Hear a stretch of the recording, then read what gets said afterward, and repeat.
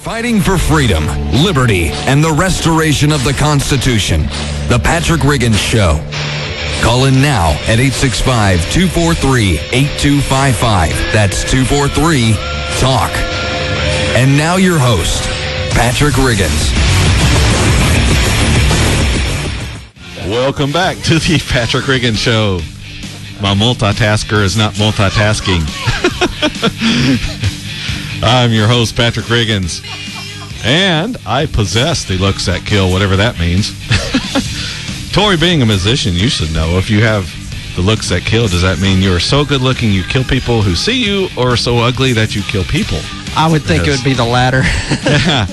Well, you know, they had that the Medusa in Greek mythology there. She was so ugly she killed people. So I don't know what exactly they're saying there. I guess you could take that either way.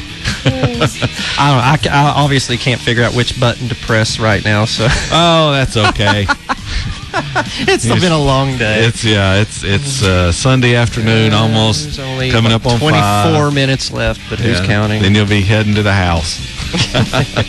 In the rain, maybe, too, apparently. So I'm driving not on the motorcycle today, so I'm fine. Yeah, you're fine. Yes, no problem. Just got to watch out for the other idiots. Yes. And there's a lot of them. Me being one. Yeah. All right, welcome back to the Patrick Riggins Show for the second half hour. Amazing and exciting. We'll be getting to your calls here in a second. One quick thing I want to cover real quick. I guess that one, Lisa, the real quick thing I want to cover real quickly. Well, just do it quickly. Yeah, just get it done. All right. Let's see. Oh, here we go.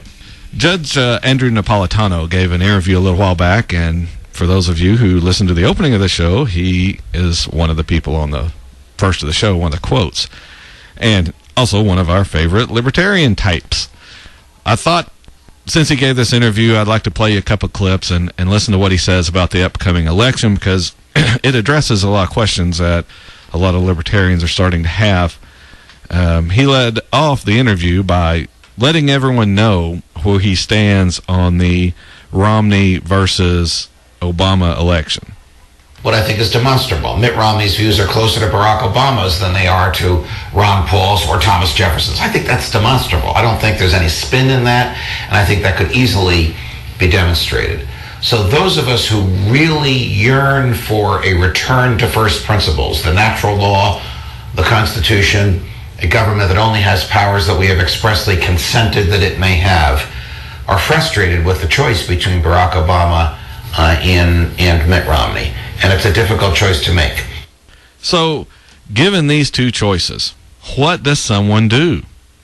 Who, like McKayla Maroney, is unimpressed with essentially the two choices we have to pick from. Here's his take on that. Does one vote for Gary Johnson as a way of demonstrating there's a huge base of libertarians out there, and even though you're going to be president, Governor Romney, we're going to be watching you? Or does one vote for Mitt Romney because he's the lesser of two evils and is not likely to give us Supreme Court appointments of the nature that Barack Obama has? I myself have not yet resolved this. So it is quite a conundrum. For whom do you vote? As far as Supreme Court justices are concerned, the judge would rather have Mitt Romney making the picks. The short answer to your question is, yes, I'd rather have Mitt Romney choose a Supreme Court nominee than Barack Obama. He also commented on the talk of some libertarians about going ahead and voting for Mr. Romney. There's a great groundswell amongst libertarians to toss some support to Mitt Romney so that we never have to live in fear of what Barack Obama might do by executive order or decree. When Judge Napolitano was asked about another 4 years with Obama, here was his answer to that. Most of my colleagues believe, and I share this view, that Barack Obama is arguably president most dangerous to human freedom since Abraham Lincoln. Not even Judge Napolitano is absolutely sure who he's going to vote for yet. Gary Johnson, the Libertarian candidate, or Mitt Romney, the lesser of two evils, in order to assure the defeat for President Obama. If you have any comments on this, give us a call here at the radio station. We'll be glad to talk to you during this segment on it, and then I'll kind of cram my opinion in at the last. But I think it's an important question. I think it's a hard question for people to kind of figure out. Do you vote your principles and possibly put in a person you don't want, or do you vote to what you think would be best for the country? But would it really be best for the country, I guess, is the question.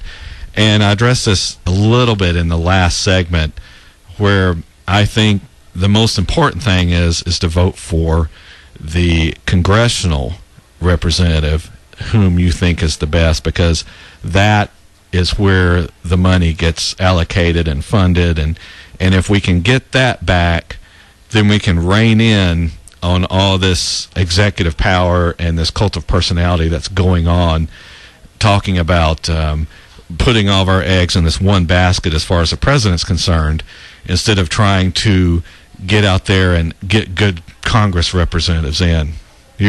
I see Tori's pulling his mic up there. It's just voting for a president. I guess the way we were putting it like that is kind of like buying a used car. You know, you never know what you're going to get to actually after you purchase it, and you get halfway down the road and it just breaks down on you. Sure. Well, and the thing is, if you, and kind of that same analogy, if that's the only car you've got getting you to work, then you're in trouble. Oh, yeah. Because you've put all of your reliance and trust in that one car. If you have a fleet of cars and one breaks down and you've got 435 others or 434 others, you're kind of okay. So we can tolerate a bad elected president, but what we can't tolerate is having problems as far as getting a bad Congress in there, and that's kind of what we're looking at now, is a Congress that won't stand up to the president on some things, and that's really what needs to happen. So anyway, we'll let's see. We've got a call in here. We'll break a little bit here. We've got a call, Scott calling about the fair tax out of Powell. We'll go ahead and take his caller here real quick. How you doing, Scott? Hey guys. Hey, listen, I've got a twofer, and basically, but the underlying issue is indifference. I've contacted my congressman on two different issues, trying to get them interested in promoting the fair tax, and it seemed like I could have just, gone to a telephone booth and had a conversation of one. Yeah, go outside and talk to a tree. Right. The second thing is I tried again to get this person interested in the issue of thorium power, which was developed in Oak Ridge, just down the street. And I don't know if you know it, but it's tons better. And the thorium industry is not asking for handouts like the solar industry. They're merely asking for the federal government to take the boot off their neck so they can develop it their own self. Wow. And so I'm really frustrated that you go to people who claim and market themselves to be conservative. Yes. Right. And they seem to have a juggernaut on power in the area. They do, and the problem is with that is when we have an electorate that turns out 30-something% to vote. And so all this representative is worried about is his people, because his people are a significant part of that 30-something%, voting him in or her in. And so if we had a turnout of 80-something, 90%, then they'd have a lot more to worry about, because they know a lot more people are looking at them and looking at what they're doing.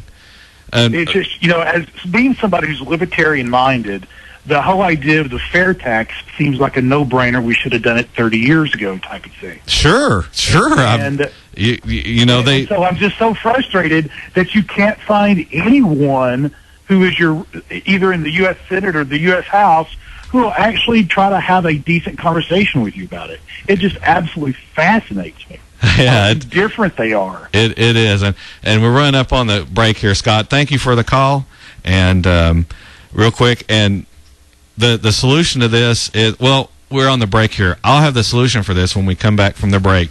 Join us with the Patrick Riggins Show. We'll be right back in a couple of minutes.